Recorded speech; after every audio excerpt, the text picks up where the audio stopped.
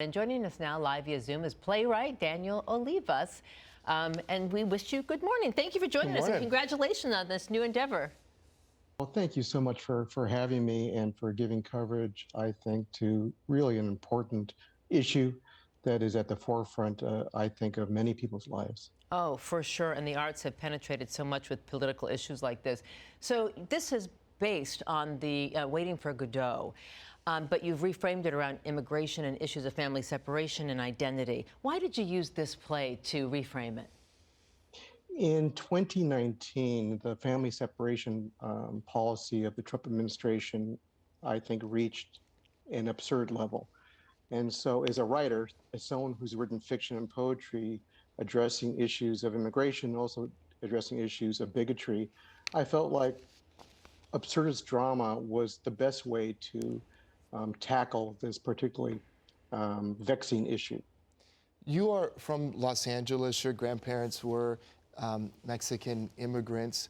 Do you think that the situation that immigrants are facing in this country are different than what your grandparents faced, or is it much like how it plays out in the play? It varies decade by decade.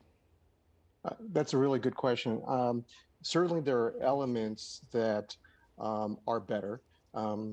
For example, I went to college and law school, and by day I am a lawyer.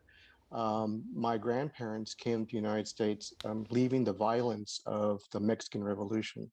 And they all had maybe just a few years of education. But because of their hard work, their kids did better, and then the grandkids did better.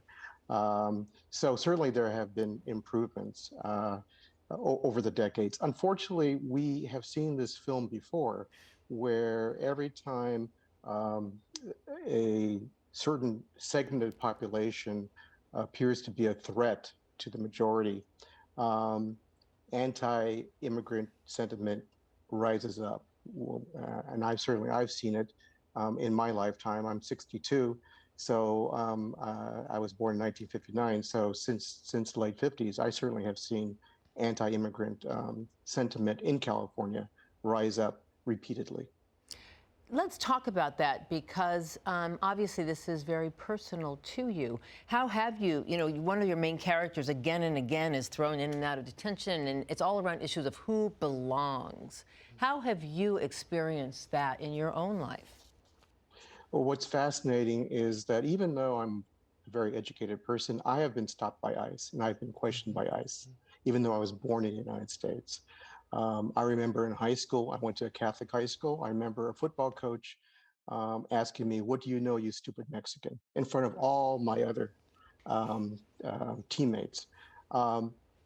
Anyone who's brown in this country can tell you a story about someone, a teacher, law enforcement, ICE, questioning their very existence, their very right to be here. Even someone like me, who was born in the United States and whose parents were born in the United States. We've all experienced that. Absolutely. In our families, people of color, for sure. One of the things I really admire, and it was addressed in the story that we just saw, is your commitment to social justice and your commitment to using the arts as a vehicle for change and for transformation. Why is that so important to you?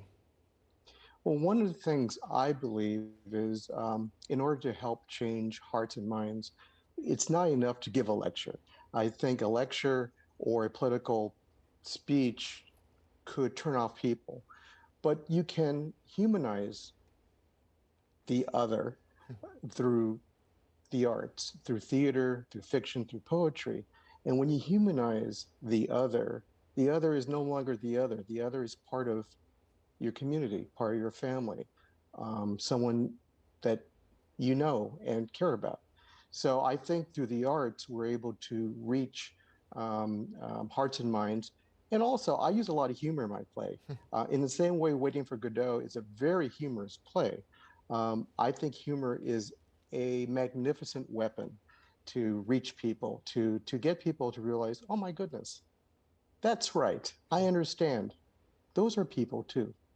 Yeah, Mel and I often talk about that and the importance of seeing ourselves on screen, on stage, because if you can see it, you can be it. And also in a non-political, divisive environment, you open up more to the arts and can be more open to learning about the other and realizing we are so much the same. What would you advise other theaters of all sizes, small and large, to have more representation like this in the arts, Daniel? Well, we've seen this big movement, as Dr. Daphne Seeker, my director, noted.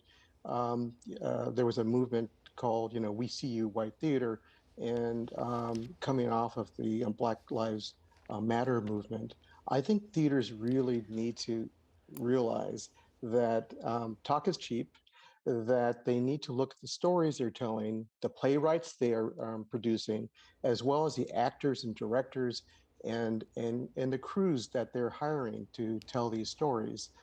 Having just another, revival of a play from 40 years ago ain't going to cut it unless you're doing something dramatic to change that story. Well, you are, and your work is so very important, more important than ever before on these very vital issues of discrimination. Thank you so Thank you, much. Daniel. We wish you the very, very best of luck. This is the power of the arts. It is the power of the arts and the power of you. Thank you.